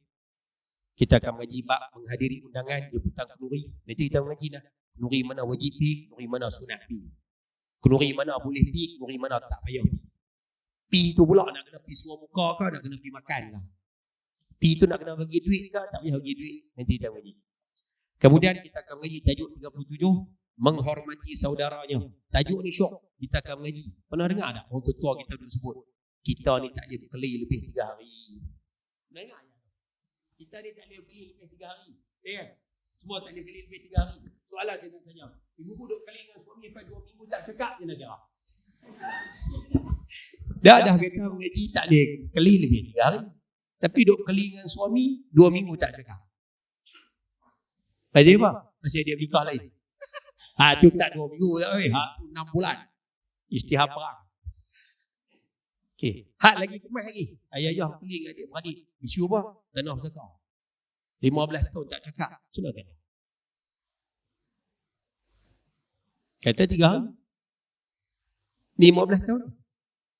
Kadang tu sampai mati. Nanti kita beritahu. Syok tu. Syok. Tajuk 38, kita akan mengaji bab tengok orang sakit. Tajuk 39, yang ni syok. Bab menghormati tetamu. Bab ni nanti kita akan mengaji isu, kita ni tuan rumah, tetamu mai kita nak buat apa. Saya sebut siap boleh. Orang mari rumah kita, hak mai nak hidup, hak ni time mengaji ni kita sebut. Hak mai nak hidup. Ni kita cerita hak duduk mai setengah jam, 45 minit. Ni Farhan dia ambil pilih ni. Saya jaga pejabat. Tahu? Tak kira lah rumah ke pejabat ke apa kan?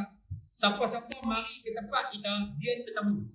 Bila dia tetamu, 3 benda kena bagi kat dia. Cara ringkas. Mai saja 3 benda ni bagi. Jangan buat kat TV tu, jangan. Malu orang. Orang mentempuh dia nak buat. Dah betul? Biar kita jadi satu masyarakat mentempuh ni. Kalau boleh lah, biar kita jadi masyarakat yang meraihkan tetamu. Kita try lah. Kan? Benda ni nak ubah, bukan boleh ubah sehari. Bukan masa, tak apa. Orang mari rumah kita, 3 benda je. Simple-simple. Yang pertama sekali, tempat duduk. Sebab tu kalau orang mai rumah kita, ajak duduk. Mai duduk. Sila duduk. Macam tu. Jangan lepas ni. Jangan duduk simbang, berdiri je. Ajak duduk. Kalau dia tak mau duduk, tu selesai lah. Yang kedua, komunikasi. Cakap. Kita ni tuan rumah, biar kita rabung sikit cakap. Biar tetamu tu cakap tak banyak, tapi kita ni kena mesra. Jangan tetamu cakap banyak, kita tuan rumah senyap. Tetamu main tanya, Haji sihat tak? Ya, Haji sihat tak? Tuan rumah Ya. Betul. Ya. Ni haji duduk rumah ni dengan siapa haji? Duduk dengan berapa orang duduk sini? 2 orang. Ni anak-anak haji Halil pun semua pergi mana? Tak ada. Ui. Kena tu rumah macam ni. Lepas tu pula kita nak tengok dinding, tengok sili. Rasa nak balik kan? Pasal apa? Pasal tu rumah tak mesra. Tak boleh tu. Pasal layan tetamu ni wajib. Wajib ni maksud dia apa Ustaz? Ma yusabu ala fi'lih. Siapa buat dapat pahala. Wa yu'aqibu ala tarkih. Tapi kalau tak buat dosa. Tu maksud wajib. Ya.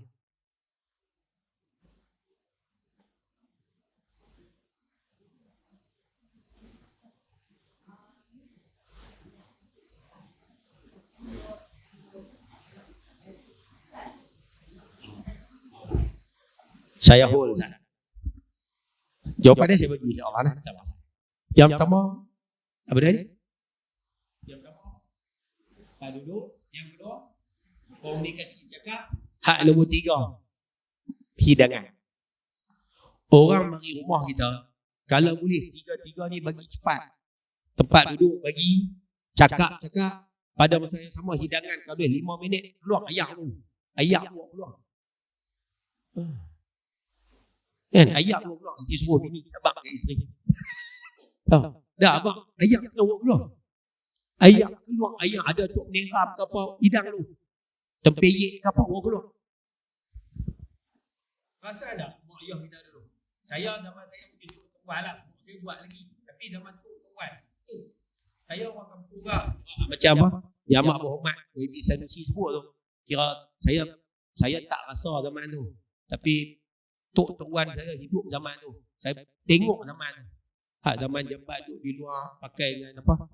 Keng guni je jadi pintu boleh ya. Rumah tak ada elektrik, mandi air telaga. Saya dan benda-benda tu dan. Lepas tu bila dia sebut tu kadang kita berasa. Kita tak kenal zaman tu tapi dan rasa awal hidup zaman tu. Susah. Tok Wan penat. Tok ayah pergi motor anak 10. Sial. Pergi sekolah bawa Kupang. Mak saya dengan adik kongsi 2 orang, seorang 5 adik. Sian, zaman dulu kan ada tuk. Saya tengok ni, tuk dulu zaman dulu tuk orang susah tak ada tu. Habis tu buat apa Ustaz ni? Tu kan pakak nepi belakang tu. Tok belakang ni habis belakang. Anak 10. Dia panggil apa? Mendiang. Mendiang. Antara benda yang saya belajar pada tok saya yang tu lah. Orang mari rumah, siapa saja mari rumah. Dia tengok. Oh ada 4 orang. Dia terus masuk dalam jerang ayam. Zaman dulu bukan ada ni. Kena pakai. Jerang ayam. Lepas tu duduk Ustaz 5 minit. Duduk menyembang Tok Wan. Duduk menyembang dengan tetamu tu. Tak gitu ramai. Minum ayam tu. Ni tak ada apa. Teh cok merah. Pasal cok merah dia simpan lama. Bawa dulu. Lepas 5 minit ayam sampai. Zaman kuih canggih. Kowe lah, koku lah, kuku, mau ada. Tapi yang kita galaknya orang mari ke rumah, sampai di rumah, nimbang, ayam tak ada. Macam kata tadi. Dan lebih menarik, dah ayam tak ada, tak buat lah. Tetamu sampai tak tahan, tetamu tanya, ayam tak ada.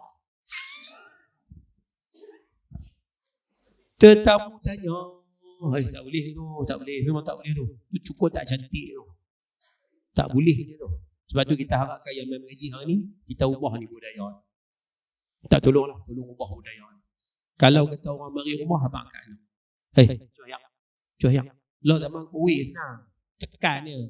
Ayak panas keluar dah. Boleh?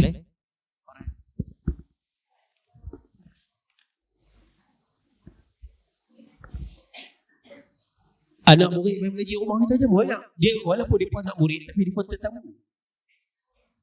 Yo. Tu yang saya suruh standby ayat kotor. Ayat kotor tak payah baju.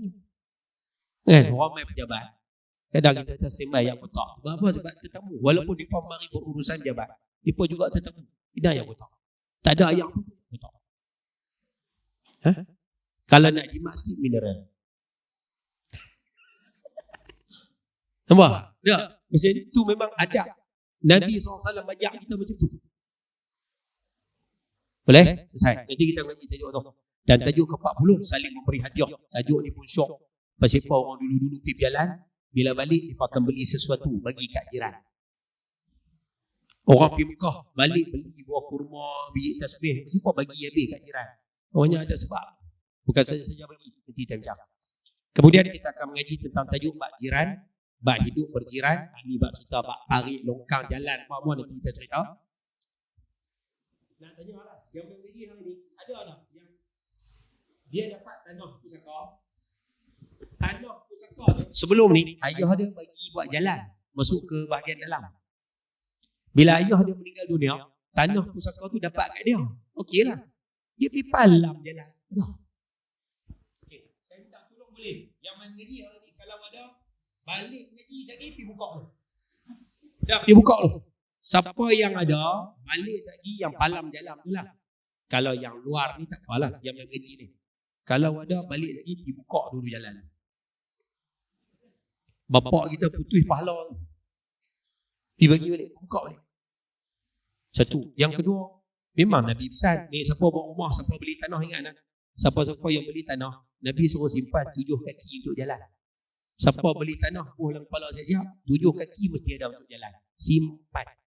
Guna tak guna, nombor 2. Jangan perapat semua buat rumah.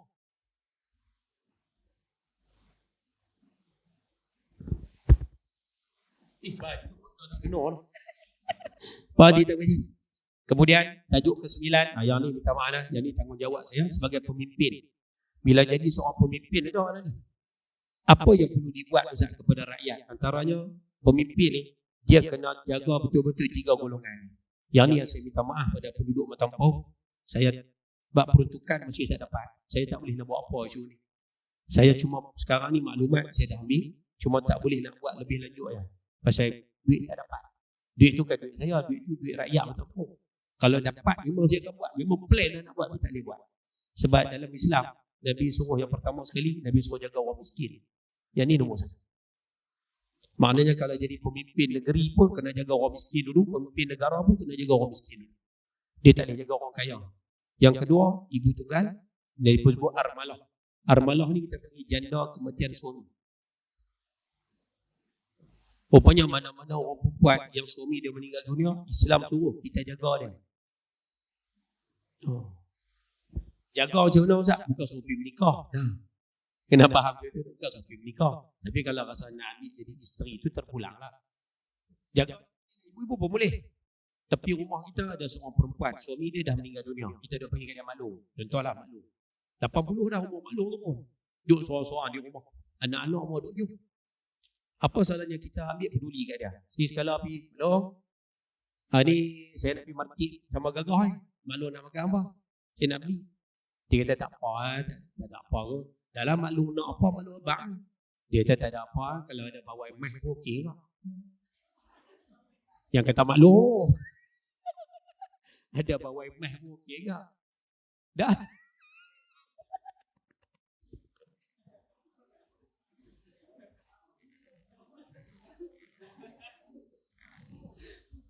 Maklum tu pun dia punya secara rasa taste tinggi lah, tak apalah. Ya. Tak apalah tanya. Lepas tu dia kata nah, boleh maklum nah, dia bagi duit. Kalau Allah maklum tu kan nak pakai bawa emas 4 kilo. Duduk seorang. Kata tak apa maklum, dia beli. Saya pergi balik pula tengok, maklum. Wah, rumah maklum gelap, nampak kaya. Dia kata lampu tu bakar. Tak tahu nak panggil siapa. Tak apa maklum, saya pergi suruh anak saya main tukar. Itu maksud ambil peran. Rupanya kalau boleh ambil peduli kat tu. Rupanya orang yang ambil peduli macam tu, pahala dia sama macam orang yang keluar pergi perang siang hari, orang yang beribadat tak tidur malam hari. Depa ni siang keluar perang, malam ibadat tak tidur, pahala cukup besar tu. Rupanya pahala tu sama dengan orang yang ambil berat. Ibu tunggal ni. Lepas tu kalau ada, ambil peduli. Lepas tu kita di cawangan-cawangan pun saya rasa jadikan golongan ni golongan sasaran. Ada tolong. Tak ada apa. Kadang mereka bukan nak besar-besar. Mereka bukan nak minta benda-benda besar.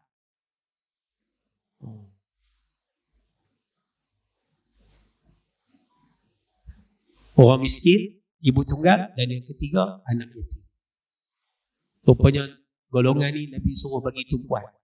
Sebab tu kalau orang jadi pemimpin pun dia nak kena fokus 3 ni. Saya minta dah maklumat, lepas tu saya minta kat pihak jabat agama. Lepas tu saya minta kat JKM maklumat 3 golongan ni. Dan dah dapat. Cuma sekarang ni kita boleh bantu sekadar kemampuan je lah. Cuma kalau kata Allah Ta'ala bagi rezeki ada peruntukan, kumpulan ni kita akan bagi besar. Saya ada plan anak-anak yatim yang ada di Tempoh ni, kan, pada di Tempoh, kalau dapat peruntukan besar tu, saya nak bawa dia pergi buka akaun SSPN ataupun buka akaun tabung haji. Dua anak yatim. Lepas tu setiap bulan tu bagi 100. 5 tahun habis nanti saya nak turun 4 tahun itu lah. Habis 4 tahun ni paling tidak dalam akaun dia pun ada 5,000, 6,000. Jadilah apa ni pun tak 10. Dia duduk fikir, duduk plan lah tapi tengok RM1 tak bagi banyak. Tak malah saya nak kata pada beliau bagi teman. Tapi dah dia tak bagi, tak upaya nak buat apa lagi. Sial. Ya, bukan nak buat apa-apa. Lah akaun tu. Nanti apa nak pakailah. Sial. Tengok, sial. Banyak kita dia pun nak orang susah, sial. Ada apa mereka nak mengaji, apa mereka nak sekolah.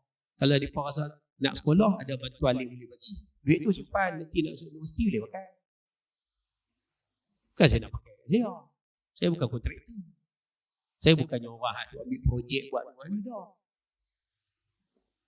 Bila tak bagi tu, asal marah tapi buatnya lah, sabar sangat. Harap orang bertempuh, sabar sangat. Dapat je Allah. Kita tugas kita nak bagi. Dah. Tadi cerita lebih dia nak teriak. Sial orang.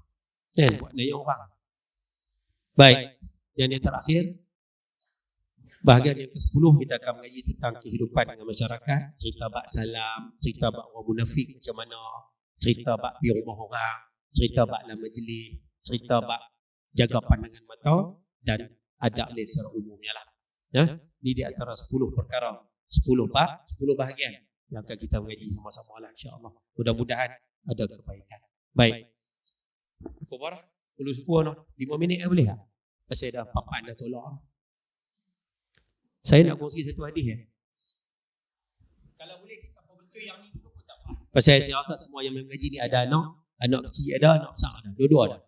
Jadi saya rasa kita pakai dulu formula ni sementara nak sampai bulan depan nak mengaji ni, pakai dulu. Saya baca hadis bahasa Arab, saya terjemah bahasa Melayu, lepas tu kita ambil poin dia saja. Ya. Hadisnya simple. An Abi Hurairah radhiyallahu taala anhu qala قبل رسول الله صلى الله عليه وسلم الحسن بن علي وعنده الأقرع بن حابس التميمي جالسا فقال الأقرع إن لي 10 من الولد ما قبلت منهم أحدا فنظر إليه رسول الله صلى الله عليه وسلم ثم قال من لا يرحم لا يرحم أو كما قال. Daripada Abu Hurairah radhiyallahu taala anhu katanya Rasulullah sallallahu alaihi wasallam mencium Hasan bin Ali. Nabi cium Sayyidina Hasan. Siapa dia Sayyidina Hasan? Cucu baginda sendiri. Nabi cium cucu baginda. Ketika Nabi cium, di sampingnya duduk Aqra bin Habis At-Tamimi. Duduk seorang sahabat nama dia Aqra bin Habis. Panggil Aqra lah. Aqra berkata, dia kata kat Nabi SAW, saya mempunyai 10 orang anak. Anakku 10. Seorang pun tak pernah cium. Rasulullah SAW memandang kepadanya, Nabi beralih kepada Aqra, Nabi berkata, siapa yang tidak mengasihi tidak akan dikasihi. Hadis sahih riwayat Imam Bukhari. Ini sebagai bentuklah.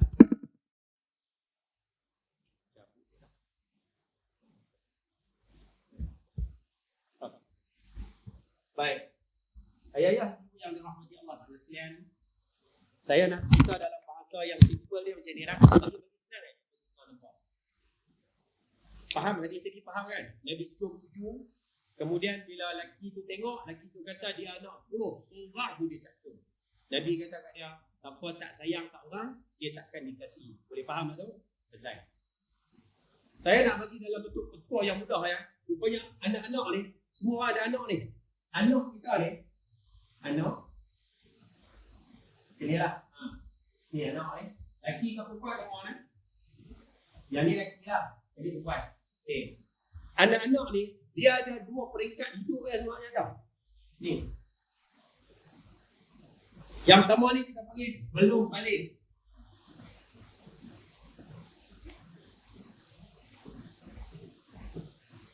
Okay. Semua manusia sama kan? Anak-anak pun sama. Anak kita ni, dia ada peringkat belum balik. Yang kedua dia ada peringkat balik. Balik lah. Kita orang panggil balik. Okay. Dua ya. Rupanya anak-anak kita ni, peringkat belum balik dengan peringkat balik ni, dia ada beza sikit. Beza kat mana Ustaz? Beza dekat cara kita layan ni. Sikit-sikit ya. Baik. Anak-anak yang belum balik ni, masing-masing bayang anak sendiri yang belum balik kalau ada, ataupun bayang cucu sendiri yang belum balik. Sama semua kena pakai sama. Rupanya anak-anak ataupun cucu yang belum balik ni, dia akan rasa dikasihi, dia akan rasa disayangi, dia akan rasa mak sayang kat aku, pak sayang kat aku, tok wan sayang kat aku, pakcik ni sayang kat aku, orang tua ni sayang kat aku, pegawai masjid ni sayang kat aku. Rupanya anak-anak yang belum balik ni, dia akan rasa dikasihi dengan bil fi'li. Bil fi'li ni maksud dia apa Ustaz? Perbuatan.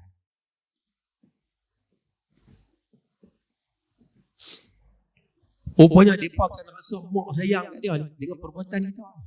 Sebab tu kalau mak tu rajin peluk, rajin cium, budak ni rasa mak sayang kat aku. Main kat Tok Wan bila balik mayang, cucu duk lari gedek-gedek main kat Tok Wan angkat bola motor. Dia rasa Tok Wan memang sayang kat aku semua. Rupanya kat situ. Rupanya budak-budak ni dia dapat mesej ikut perbuatan kita. Sebab tu Nabi tak bagi kita pukul budak-budak.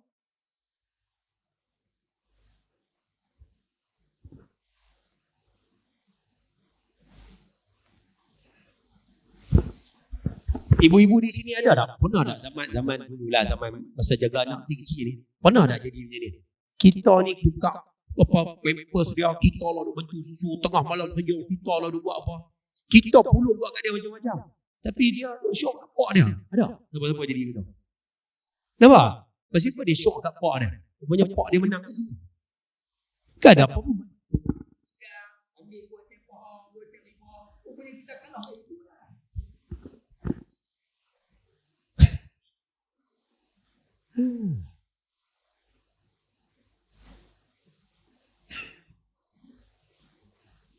Assalamualaikum. Ada. Alright.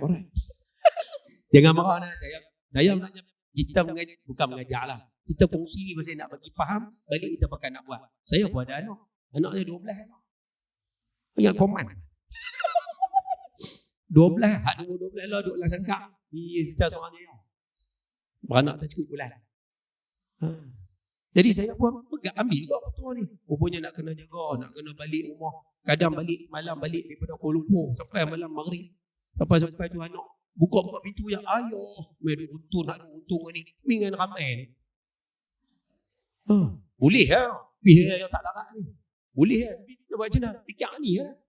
Main sakit ni main untung. Nak dia kata ayah nak naik belakang lah pula. Kadang balik kuliah malam-malam.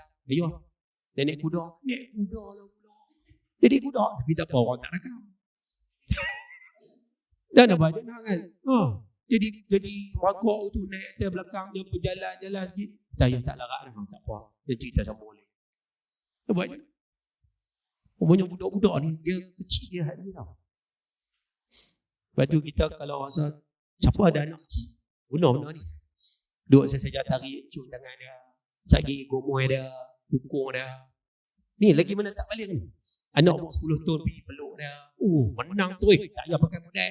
Tak payah bayar duit banyak-banyak tak payah beli ni ada. Pegang dia, cium dia. Dia kalah. Boleh apa ni? Senang tak ada susah. Tambah utamaan ibu-ibu yang ada di sini, ayah yang ada di sini yang kita dah berusia. Kita berusia, adat kita lah. Kita ni adat kita ni tak lama dah. Adat dia macam tu lah. Paling tidak kita buat kat cucu-cucu kita, nanti kita mati dia ingat. Paling tidak Dia boleh buat tahlil kita, boleh doa kita, baca yasin kita. Jadi temu tu. Faham maksudnya? Saya tak boleh cerita apa ni jadi macam Allah. Dia sensitif. Nah, balik pun betul ni. Tak apa. Lepas-lepas. Nah. Sabar. Ada. Relax. Tu yang saya kata bagus kita ni. Ni pun budak kita ni. Boleh nak. Lepas ni kalau ada anak cicit balik main ni ya. Pegang. Kalau rasa tak pernah pegang. Rasa tak pernah cium. Buat betul ya. InsyaAllah. Nah, sekali mungkin dia dapat pelik. Tapi bila duk oh ya nak orang jangan. Tapi kalau anak orang pun, anak-anak belakang ke, anak apa yang kita rasa okey tak apa. Nanti dia akan sayang, makcik ni sayang kat aku. Selagi mana tak timbul fitnah lah. Sebab law ni kan semai zaman orang suka budak-budak lah apalah. Tapi kalau kata takat pegang, cium tangan, cium pipi yang anak perempuan cucu tu, saya rasa tak ada masalah. Rupanya dia bagi mesej tau.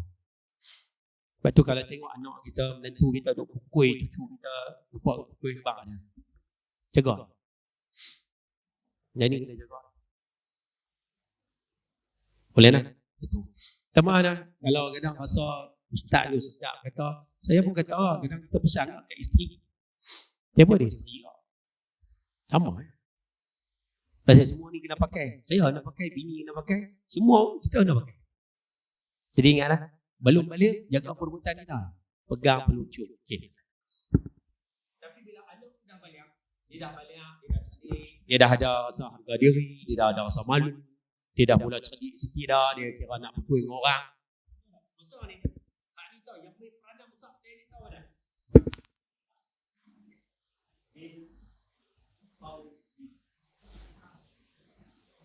Jangan kata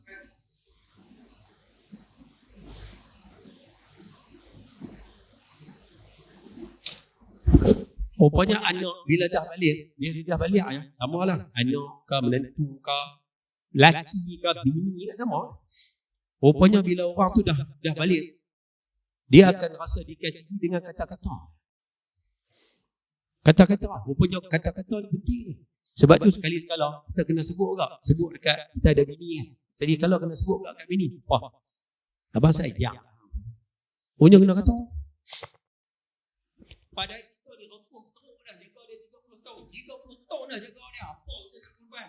Buka lah dompet tu dah sunyi dia. Duit semua bagi kat dia. Rupanya mesej tak sampai. Nak bagi sampai kata, wah, abang nak jawab dia ni korban hidup ni abang bagi kat hang apa. Saya abang sayang kat hang apa. Dia macam masuk dalam. Ibu-ibu ada anak. Cuba balik. Mak duk marah kat angka dia. Pa mak. Ayo, mak saya. Walaupun dia duk malu-malu tu, tapi dalam hati dia masuk. Rupanya yang ni dia pun duk tunggu yang ni. Pada kita ni duk masuk kat dia korban hidup duit ringgit pun kat dia. Punya mesej tak sampai. Dia kena kata baru dia masuk. Ayah cuba kata kat bini. Balik lagi cuba kata kat bini. Wah, abang sayang dah. Bini kan kata apa? Buang tepiak orang tua ni buang tepiak dah. Betul. Dia kata buang tepiak. Tapi laki dia tu bunga. Dia syuk tepiak. Cuba mengaku betul tak? Betul. Dah, dalam hati tu dia kembang seronok pasal apa? Pasal lama tak pernah dengar. Sama macam anak pun. Anak-anak rupanya bila besar, yang ni kena sebut ni. Tambah-tambah hak bermasalah. Hak bermasalah lagi kena sebut. Kita sayang kat dia. Tapi dia duk berasa kita meluat kat dia. Kita benci kat dia. Kita marah kat dia. Lepas tu dia lagi lama duk keliang. Mesej tak sampai. Berbalik kata. Abang dia lepas. Teman. Mak sayang kat hang. Tak tahu nak abang. Mak sayang pun kat hang. Dia macam masuk. Saja share satu cerita lah. Tapi hari ni nanti siapalah nak rakam-rakam lah. Ada satu abang ni cerita lah. Tapi cerita hak ni lah. Dia duk main cerita kat saya. Anak dia problem macam ni. Anak 3 kan. Tapi anak sulung dia tu lepas SPM tak mau mengaji, tak mau apa lah. Duduk rumah makan tidur. Jadi dia main kat dia, Ustaz. Siapa anak saya jadi macam ni Ustaz? Saya kata kat dia, abang, Anak abang, isteri abang marah dah kat anak ni. Dia tak marah saya, 21 dah, hari-hari boleh tiap. Abang marah. Dia tak saya apa, kadang saya geram, ibu saya. Okey. Saya kata, lain macam ni abang. Dia berubah. Berubah pasal lagi keras. Okay. Saya kata, lain macam ni abang. Dah abang main tanya saya bagi pandangan, abang try buat. Saya kata, balik ni, abang tak payah marah. Abang tak payah marah. Tentunya abang nak buat apa? Saya kata, abang pergi kat dia. Ni kan, abang pergi sebelah dia. Abang pegang. Kan ada apa? Dia kata, abang pergi pegang. Lepas tu saya abang, dia kata, anak abang mungkin dia akan duduk kelepiak lah, nak lepas anak apa, siapa ayah nak pegang. Saya kata, abang pergi, abang pegang dia macam ni. Abang kata macam ni, abang atuk lah ayat sendiri, tapi maksud dia macam ni. Abang try kata kat anak, Mat, ayah ni Mat, hari yang paling ayah seronok dalam hidup ayah ni, sepanjang sampai hari ni lah, hari yang paling ayah seronok kali, waktu hari hang anak. Hari tu ayah paling seronok. Pasal hari tu, ayah naik daripada suami, jadi bapa. Ayah syuk. Dan kalau hang nak tahu, sampai hari ni ayah rasa syuk. Pasal hang.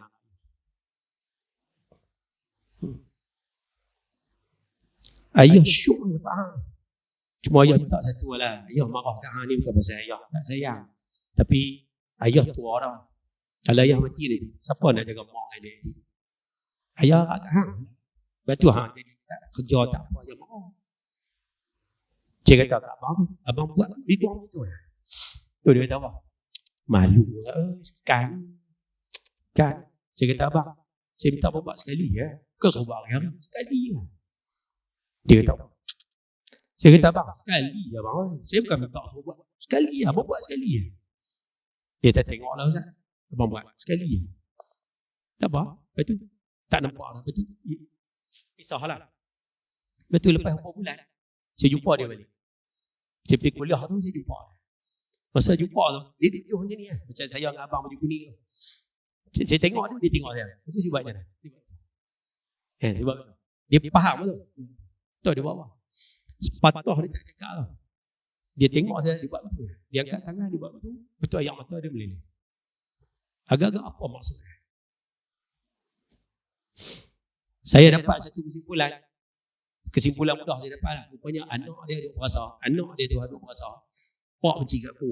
Mak peluk kat aku. Hari-hari dia pun dua ni kalau marah kat aku. Ya. Dia pun tak sayang kat aku. Rupanya anak dia faham begitu. Lepas tu saya rasa kita boleh buktikan dia. Si sekala balik abang ya. Saya sambil telefon, anak telefon asrama universiti. Mak makan lagi apa semua. Lepas tu masa dia nak pergi mak ni, cik nak pergi baca buku sama. Dia lelak nak mak sayang kat hang ni. Dia lelak. Dia macam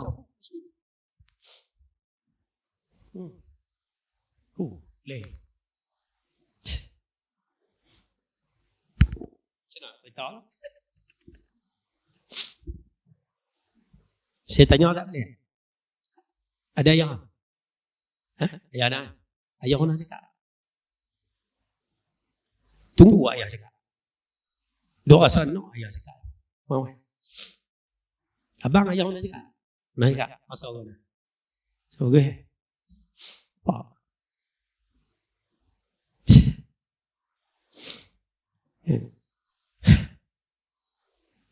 Dia kalau mak ayah pun nak cakap, anak pasal lain. Kalau mak ayah pun nak cakap, anak dia lain. Tapi kalau mak ayah tak pernah cakap walaupun sekali, anak ni dia macam tunggu-tunggu lah. Panik balik kita cakap. Tu saya kata tadi, kita mengaji ni bukan cari salah orang. Kita perbetul kita. Kita perbetul diri kita. No? Siapa ada anak yang dah dewasa, gunakan kata-kata ni. Cakap. Tak payah model ni. Cakap. Tapi jangan cakap hari-hari. Ni yang melugai pula. Tak, sekali-sekala. Pak cakap. Sambil telefon, ujung-ujung tak apa. Ni ayah tak main ke aku ni? Tak kira ayah main. Hang jaga diri elok lah. Ya sayang kat hang. Habis tu.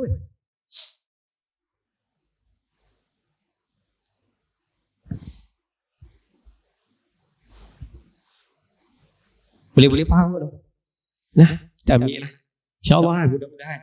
Nah, mudah-mudahan masyarakat kita, rumah tangga kita jadi elok. Mudah-mudahan walaupun satu poin hari ni. Lain tadi boleh tiap ya. Walaupun hari ni kita dapat satu ya, balik kita buat, mudah-mudahan rumah tangga masing-masing jadi elok. Mudah-mudahan masyarakat bertempuh jadi elok. Dan mudah-mudahanlah kalau viral masuk dalam internet dan sebagainya, orang dengar, orang ikut, mudah-mudahan rumah tangga masyarakat itu di Malaysia ni jadi elok, jadilah. Kita akan minta apa pun. Yang ni yang kita harapkan. Jadi itu yang betul. Tapi tak apalah. Jadi saya pun tunggu lah, tapi tak dapat. Buat macam mana? Tak apalah, kita pun betul. InsyaAllah. No? Jadi saya rasa cukup sekadar itu dulu. Cuma nanti pihak Rustia, tahu dia? Abang Rustia. Tak, cuma sekarang ni kita nak beli kitab. Cuma kitab ni sekarang tak siapa yang nak tolong order. Ya? Tak ya, sikit ya. Tapi tak boleh dah. Okay. Kita nak order berapa buah dulu boleh dah? Kat tangga saya nak kira dulu boleh tak? Tak apalah saya kira tu kan. 3, 6, 9, 12, 15, 18, 21, 24, 27, 30, 33, 36. Di luar ada. Maknanya tak apalah saya order 50 buah dulu. Order tu dekat dia tahu Masjid Batu. Sini Qadar Masjid Batu. Sebelah Masjid Batu kan kedai makan. Sebelah kedai makan kan ada Azimat Venture tu. Kedai tu kan. Jadi nanti tak apalah, pihak ni akan uruskan. Nanti kitab main nanti baru bayar. Kalau ada siapa nak buat wakaf boleh tak? Wakaf kitab. Kalau nak buat niat untuk suami, niat untuk mak ayah, nanti bayar dekat Ustaz Afif. No? InsyaAllah saya cadang kalau boleh biar masing-masing ada kitab lah. Ya?